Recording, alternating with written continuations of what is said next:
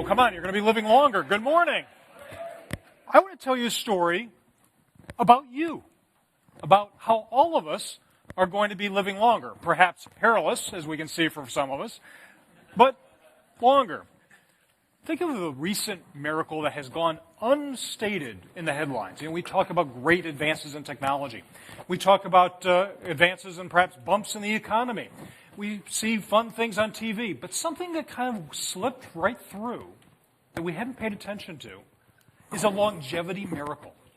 Do you know over the last 100 years, life expectancy has gone from roughly 47 to well into the 70s to the point where the fastest growing part of the population today is 85 plus. Imagine that. You've now gained 30, 40 years of longer life, and you're just sitting there. And the challenge we've got now is, what are we going to be doing with those longer years? And what we need to think about is how to invent the future. And by the way, this is not just about North America. This is not just about the industrialized world. But another headline came and snuck onto the websites. This one. Imagine this, at least in the industrialized world, that a child born today is not just going to be having the measly 7 to 8 decades that you're going to enjoy, but maybe as many as 10 or 10 plus. So here's the challenge. Now that we're living 75, maybe 100, some would even say far more years than that, what do we do with it? But more importantly, how do we reinvent what we do today and that we take for granted every day? Old age, I suggest to you, really demands new tools. And so at the AgeLab, what we've been thinking about is what's that convergence between technology, design, aging, and behavior to bring innovations to personal lives, public policy, and indeed business. Let me tell you a little story about why I think demographics are truly disruptive. You may be familiar with Clay Christensen's fine work on disruptive innovation.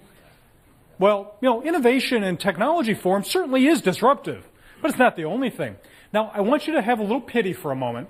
This story came out not too long ago in Fortune magazine reporting that the funeral home industry was lamenting, and I guess that's the best use of the word for them, that, frankly, you're not dying fast enough. And therefore, they're not making plans. So as a result, can you imagine that the real disruptive we're looking out there now is a new disruptive demographic, if you will, that not only are we living longer, but something else is going on. All of us are expecting a little bit better tomorrow. Something maybe a little faster, or something that will keep me living not just longer, but a little bit better in my quality of life with things to do. In fact, the folks who are leading a lot of that look a lot like this. Now, I want everyone who is born between 1946 and 64 to please raise your hand. Yeah, these are the baby boomers. Now, I want you to look to your right and look to your left as you have your hands up. Keep your hands up. Do you see the people who don't have their hands up? The older folks would wish you'd stop whining, and the younger folks would wish you'd just go away. Now, these folks are now turning 65, one every 7 to 8 seconds. Keep that in mind. So we don't have much time here. We've got to hurry up and innovate to get ready for this group of folks. But let me give you my challenge, my charge of how we're going to get there. This woman is Sarah Noss. She inspired me to help start the AgeLab in the Engineering Systems Division at MIT. Sarah, on her 119th birthday, was confronted by a journalist who I would say, the best word I could use, had a lot of chutzpah. He came up to this woman on her 119th birthday and said, "Why do you enjoy living so long?" And she said something that no academic, no researcher, no one could ever answer with the clarity and the surety that she provided. "I enjoy my longer life because I have my health and I can do things." Ladies and gentlemen, that is our challenge.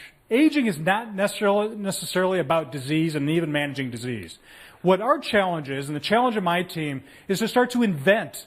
What are the new things you're going to be doing? How will you be doing them? And is it just longer life, or is it simply going to feel that way? Well, old age deserves new tools. Let me introduce you to one of our new tools, and my good friend, Angelina Jenis, as Agnes.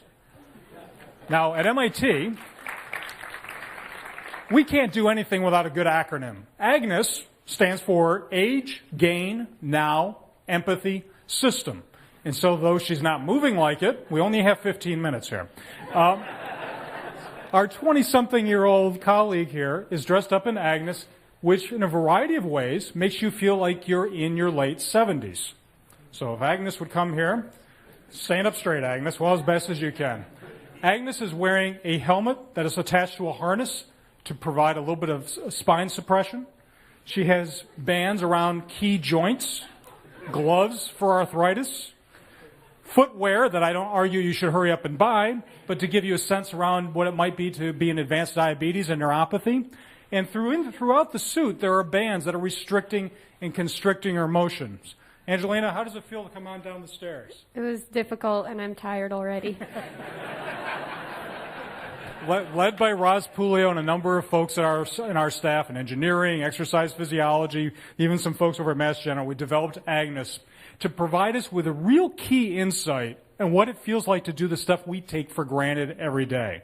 So what Angelina is feeling, or what you will feel if you want to join us later at lunch and try to put on a few years, or a few decades, if you will, is the friction, the fatigue, and indeed the frustration. Quite often, everyday activities you feel take for granted, but you will feel those 3 F's, if you will, as we age. So really what we want to think about is what are the new ways that we can invent ways to play, whether it's something as uniform as tennis or something better. Take for granted that aging becomes an extreme sport because as you age, guess what? Your kitchen remains the same. So those shelves that you put ever so high that you liked now become insurmountable. The boxes that you could read or not now become packages that become an extreme obstacle. So as we start thinking about, space travel and what the spacesuits of the future are going to be for astronauts going to Mars for 18 months. That's East Coast humor for way down. That's right. So we have to start thinking about now what are the things that we have to do to redesign the kitchen, the house, and the like to make it possible to age well. So something that you might not take for granted every day is simply going to the store to get a box of something. And by the way, one of the things we've noted in our research with companies from the food industry and consumer packaging and the like, do you ever notice that the stuff that older adults may want to buy, the low sugar, the low fat, whatever, is either way up here or way down here? So all of a sudden, shopping becomes, if you will, an extreme sport at best. Transportation. We take it for granted in this country. But, think about the following fact. 70% of Americans, by the way, over age 50, live where public transportation either does not serve or it's a very long walk. So getting on that bus is not just a matter of accessibility, it's how tired does it make you? So we're looking at ways of redesigning transit stops, redesigning bus stops, and frankly, even being able to read the signage that's out there and being able to navigate something that may be legally accessible, but sitting out in 98-degree blazing heat in August or a fair snowstorm in February. Driving continues to be a challenge over a lifetime. So we've used Agnes and also the idea of thinking about technology, about how do you drive safely for a lifetime? Because driving is no longer about simply getting from point A to B. It really is the glue, if you will, that holds life together. So the Aware car and Agnes are 2 tools that we've developed. Agnes to be able to get in and out of the vehicle, to be able to understand how to use different devices, how to use different interfaces in the car, to be able to flexibility to be able to get out. But I also want you to imagine now environments like a car, your workplace, your home, that are going to be able to detect how you feel. Are you stressed? Are you fatigued? Are you a little overloaded with things that you're trying to do either behind the wheel in the workplace, and not just inform you as to how that's happening, but I want you to imagine a vehicle or a workplace or a house that's actually going to start to refresh you to make you feel better, to improve that quality of life. So for instance, could be better air quality, change the sound, maybe change the light. The idea is that aging really, as we think about it, is not just an opportunity to design for the old, but to design quality of life for all of us across the lifespan. Because I can guarantee you the following. If I build an old man's car or an old man's anything, 2 things will happen. 1, a young man or young woman will never buy them.